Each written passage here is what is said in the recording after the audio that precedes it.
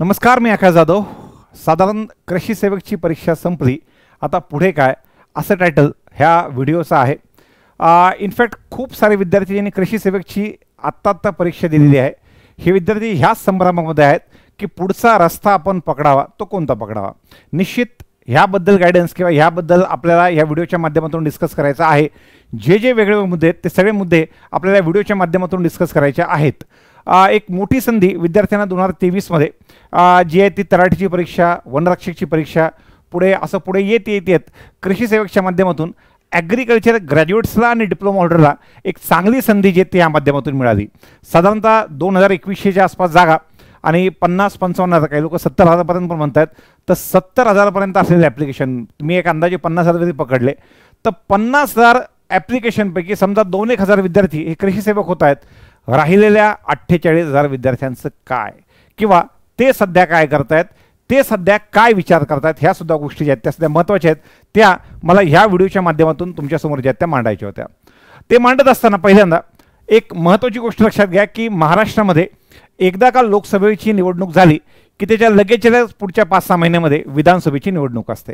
तर आता जी सध्याला लोकसभेच्या निमित्तानं आचारसंहिता क्रमांक 1 लागलेली आहे, ती लागू आहे केंद्राच्या आणि राज्याच्या सगळ्या निर्णयांसाठी. पण ह्यानंतर राज्याची निवडणूक असेल ती ऑक्टोबर-नोव्हेंबरमध्ये असेल, सप्टेंबरपासून तिचा सुद्धा आचारसंहिता असेल. तर तो आपली ही जूनला संपली की मध्ये जुलै-ऑगस्टचा महिना आहे. लगेच पुढे राज्याची आचारसंहिता लागेल. भले त्या काळामध्ये केंद्राची ॲडव्हर्टिजमेंट येतील, पण लगेच 2 महिन्यानंतर राज्याच्या ॲडव्हर्टिजमेंट ज्या आहेत त्यासुद्धा चोक होण्याचे चान्सेस आहेत. ते इनफॅक्ट होतात. तुम्ही पाहिलं असेल सध्याच्या आचारसंहितेमध्ये बऱ्यापैकी ॲडव्हर्टिजमेंट, इनफॅक्ट ॲडव्हर्टिजमेंट नाहीत, नवीन येणाऱ्या जाहिराती थांबल्या. ज्या जाहिराती आलेल्या आहेत त्यांच्या एक्झामसुद्धा बऱ्यापैकी थांबल्या. ज्यांच्या एक्झाम झालेल्या आहेत त्यांचे निकालसुद्धा थांबले. ज्यांचे निकाल लागलेले आहेत त्यांची पोस्टिंग आणि प्रमोशन ह्या सगळ्या गोष्टी थांबण्याचं काम जे ते ह्या आचारसंहिता 1 मध्ये आपल्याला पाहायला मिळत आहे.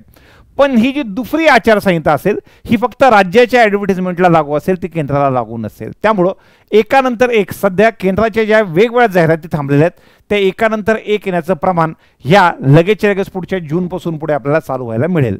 मी आत्ता तुम्हाला सांगितलं एक अंदाजे 2,000 जागा आणि आलेले ॲप्लिकेशन मला 40,000पासून 70,000पर्यंत सांगण्यात आले. पण मी 50-55 ॲप्लिकेशन बघितले तर 50 पैकी 2,000 मुलं इकडे लागले. राहिलेले 48 ॲग्रिकल्चर ग्रॅज्युएट्स आणि डिप्लोमा झालेल्या मुलांचं काय. सगळ्यात महत्त्वाचं म्हणजे हे तुम्हालाही माहिती आहे की ह्या विद्यार्थ्यांमध्ये डिप्लोमाधारकांचं प्रमाण कमी आणि ग्रॅज्युएट्स मुलांचं प्रमाण हे जे जास्त असतं. हे विद्यार्थी पुढे काय करतील, हे विद्यार्थी वेगवेगळ्या गोष्टींचा विचार करतील. त्यामध्ये पहिल्या म्हणतील ॲग्री-MPSC, पण लगेच दुसरा विचार येईल मागच्या वर्षी 2दा एक्झाम दिली, यावर्षी एक्झाम नाही आहे. बरं, पुढे एक्झाम जरी येत असेल तर पुढचे येणारे एक्झाम जे आहेत त्या MPSCच्या राज्यसेवेच्या धर्तीवर फ्री होईल आणि मेन्स डिस्क्रिप्टिव्ह होऊन जाईल. पुन्हा नवीन आणि वेगळी तयारी. त्यातल्या डिस्क्रिप्टिव्ह एक्झाम, कोणतीही एक्झाम ऑब्जेक्टिव्हपासून डिस्क्रिप्टिव्हकडे मूव्ह झाली की लोकांना चेंज नको वाटतो आणि त्यामुळं त्यातले असणारे ॲप्लिकंट जे ते कमी होतात. तर सगळ्यात महत्त्वाचं म्हणजे ती परीक्षा यावर्षी नाही. पुढच्या कृषी सेवक ॲडबद्दल काही अपडेट किंवा काही गोष्टी, तर पुढच्या कृषी सेवकची सुद्धा ॲडव्हर्टिजमेंट आपण बघा. ह्या ज्या रिक्रुटमेंट आता ज्या मी तुम्हाला सांगितल्या, मग ती तलाठ्याची असेल, मग ते वनरक्षक असेल, ती कृषी सेवक असेल, ही ॲडव्हर्टिजमेंट 5-5 वर्षातून एकदा येतात. ह्याला वेळ लागतो. 4-4, 5-5 वर्षातून मे बी निवडणुका आसपासचं वातावरण समोर बघून ह्यातल्या बऱ्यापैकी जाहिराती ज्यात आपल्याला पाहायला मिळतात. त्यामुळं आता ह्यानंतर माईट बी 3 वर्षांनी, 4 वर्षांनी, 5 वर्षांनी अशा जाहिराती किंवा ही जाहिरात तुम्हाला पुन्हा पाहायला मिळेल. इमिजिएट त्याच्याबद्दल जिथे जाहिरात आलेली आहे लगेच दुसरी जाहिरात नसेल. त्यानंतर पुढचा MCR असेल किंवा सध्याची नवीन अपकमिंग CUT आलेली आहे. CUTच्या माध्यमातून सुद्धा PGचे ॲडमिशन्स होत आहेत, ICRच्या माध्यमातून होत आहेत. तर ह्या PGच्या ॲडमिशनच्या माध्यमातून काही विद्यार्थी विचार करतात की PGला ॲडमिशन घेतो आणि सोबत कॉम्पिटिटिव्ह एक्झामची तयारी करतो. मला ही एवढी चांगली स्ट्रॅटेजी वाटत नाही. कारण की मी 2010पासून ते आतापर्यंत सगळ्यात जास्त कोणत्या ग्रॅज्युएटच्या सानिध्यात राहिला असेल तर ते सानिध्य आहे ॲग्रिकॉसचं. माझं स्वतःचं इंजिनिअरिंग झालेलं आहे, पण जास्त जो सोबत राहण्याचा चान्स मिळाला तो ॲग्रिकॉससोबत मिळाला. तर हे होतं कसं की आपण ज्यावेळेस 2 exam at a time target करतो, एक आपली PG आणि काय कॉम्पिटिटिव्ह एक्झाम, तर यावेळेला आपण त्या 2 जहाजावर पाय ठेवल्यासारखं आपल्याला वाटतं किंवा 2 दगडावर पाय ठेवल्यासारखं साधारणतः सिच्युएशन होते. धड हेही होते, धड तेही होत नाही. दोघांच्याही महत्त्वाचे एक्झाम एकाच वेळेला आलेले असतात. विद्यार्थ्यांना खूप एक्झाम्सला, खूप मोठमोठ्या एक्झाम्सला मुकावं लागतं, कारण की मधल्या काळामध्ये त्यांचे पेपर्स, त्यांचे थेसिस सबमिशन, काही ना काही PGमध्ये ॲक्टिव्हिटी चालू असतात. बरं, त्यातल्या त्यात विद्यार्थ्यांना ह्या दोनपैकी एक काय करावं? निश्चित ज्या विद्यार्थ्यांचं खरं लक्ष टीचिंगमध्ये करिअर करण्याचं आहे, ज्यांचं लक्ष रिसर्चमध्ये जाण्याचं आहे, डॉक, पोस्ट डॉक पुढे जाण्याचे काही त्यांचे स्वप्न आहेत, त्यांनी हमखास MCR करावं. त्यांनी उगाच कॉम्पिटिटिव्ह एक्झामच्या पाठीमागे लागू नये. पण माहिती आहे की आपलं ह्याच्यापैकी एकही पार्ट नाही, आपल्याला जॉब घेऊन सेटल व्हायचं आहे, तर अशा वेळेला कलेक्टर व्हायचं असेल तर फक्त ग्रॅज्युएशन लागतं. तर त्यावेळेला आपण प्लेन ग्रॅज्युएशन झालेलं आहे, आपण ह्या बेसिसवर कोणतीही कॉम्पिटिटिव्ह एक्झाम देऊ शकतो. तर दोनपैकी एक, अर्थात आयदर हे टीचिंग किंवा रिसर्चमध्ये जायचं असेल तर ते, नाही तर कॉम्पिटिटिव्ह एक्झामच्या पार्टला यायचं असेल तर हे, ह्या पद्धतीनं ह्या दोनपैकी एक पाहिलं पाहिजे. आणि त्यासाठीचं एक चांगला पर्याय, चांगला ऑप्शन जे मागच्या कैक वर्षापासून आम्ही करतोय ते आहे IBPS AFOचं. तर विद्यार्थ्यांनी IBPS AFO ग्रामीण बँकेची स्किल 2 ज्यांना अनुभव असेल त्यांच्यासाठी CWCची परीक्षा, FCIची परीक्षा, कॉटन कॉर्पोरेशनची परीक्षा, साधारणतः या एक्झामचा असलेला सिमिलर सिलेबस आणि ह्यांच्या निघत असलेल्या कंटिन्युअस जागा, होत असलेल्या व्यवस्थित वेळेत एक्झाम होईल, 1 एप्रिल फुल न करता 1 एप्रिलला लागणारा निकाल, ह्या सगळ्या गोष्टी पाहता हे विद्यार्थी, असे विद्यार्थी जे 2023मध्ये आणि 24मध्ये 2300 पासआउट झालेल्या विद्यार्थ्यांना इमिजिएट ह्या मोठ्या एक्झामचा सरळ सेवेमध्ये चान्स होता, तो बऱ्यापैकी ओसरलेला आहे, ऑलमोस्ट संपलेला आहे. तर अशा वेळेला एक चांगला चान्स आता एप्रिल महिन्यामध्ये अशा विद्यार्थ्यांना आहे की आता त्यांची घरवापसी झाली पाहिजे.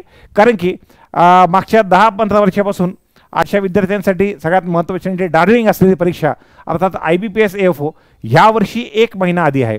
इनफॅक्ट 1.5 महिना आधी जवळपास. मागे जी डिसेंबरच्या एंडला प्री व्हायची ती आता नोव्हेंबरच्या स्टार्टिंगला, आय गेस 9 नोव्हेंबरला त्याची प्री होणार आहे.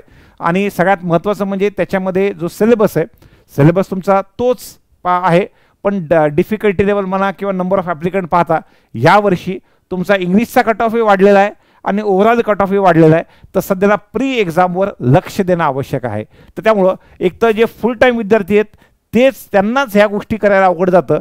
तर जर का आपण हे आणि याच्यासोबत तुमचं कॉम्पिटिटिव्ह एक्झाम प्रिपरेशन, तुमचं PG आणि कॉम्पिटिटिव्ह एक्झाम प्रिपरेशन ठेवलं तर ती गोष्ट अजून जास्त अवघड जाईल. त्यामुळं एक तर इंग्लिशचा कट ऑफ वाढतोय हे खरं आहे, ह्याच्यासोबत इंग्लिशच्या सोबत तुमचे ओव्हरऑल कट ऑफसुद्धा यावर्षी खूप जास्त वाढलेलं आहे. त्यांनी मेन्सची जवळपास सिलेक्शनच्या लेवलला तयारी करून ठेवली होती, अशाही विद्यार्थ्यांच्या प्रीला इश्यूज आले होते. तर त्यामुळं ज्या विद्यार्थ्यांनी मागच्या 22, 23, 24मध्ये कृषी सेवक एक्झामच्या निमित्तानं इकडचा फ्लो तुटलेला होता, अशा विद्यार्थ्यांसाठी सध्या पुन्हा एकदा एप्रिलमध्ये ह्या एक्झाममध्ये येऊन लगेच तयारी करण्याची एक सुवर्ण संधी त्यांच्यासाठी आहे. अशा कोणत्याही विद्यार्थ्यांना समजा जर का नवीन बॅच करायची असेल तर आपली नवीन बॅच संकल्प एज्युकेशनची छत्रपती संभाजीनगर येथे 25 एप्रिलपासून स्टार्ट होते. या बॅचचा वेळ दुपारी 12:30 ते 5:30 आहे. ही बॅच तुमच्या क्वांट, रिझनिंग, इंग्लिश, GA च्या शिवाय ॲग्रिकल्चर विषयासहित असणार आहे, ज्यामध्ये ॲग्रिकल्चरचा पार्ट प्रशांत ढोले सर जे ते लीड करणार आहेत. तर ओव्हरऑल ही माहिती मला ह्या एक्झामच्या निमित्तानं तुमच्यापर्यंत पोहोचवायची होती.